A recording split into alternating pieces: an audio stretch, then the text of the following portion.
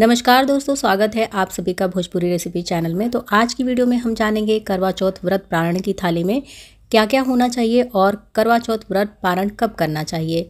तो सबसे पहले करवा चौथ व्रत पारण की थाली के लिए मैंने चावल और दाल पहले से बना रखा था। उसी के साथ यहाँ पर थोड़ी सी कढ़ी मैंने बनाई है जो बिना लहसुन प्याज की बनाई है।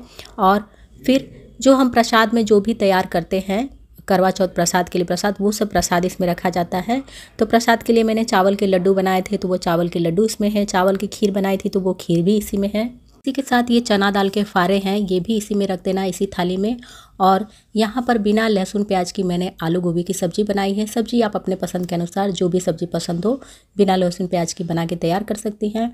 और यहाँ पर जो पूरियाँ हमने प्रसाद में चढ़ाई थी वो भी इसी में। तो यानी प्रसाद में जितनी चीज़ हम चढ़ाते हैं सब पारण की थाली में रखते हैं।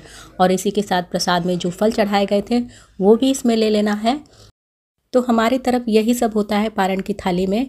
आप अपनी क्षेत्र की परंपरा के अनुसार जो भी आपके यहाँ पारण की थाली में बनता होगा वो बना सकती हैं। और करवा चौथ व्रत का पारण चंद्रोदय के बाद, चंद्र दर्शन एवं पति के दर्शन करने के बाद अपने पति के हाथों से प्रेम पूर्वक जल ग्रहण करें और उसके बाद उनका आशीर्वाद लें। और आशीर्वाद लेने के बाद अब आप अपने प्रसाद की थाली में से, पारण की थाली में से प्रेम पूर्वक प्रसाद को ग्रहण करें।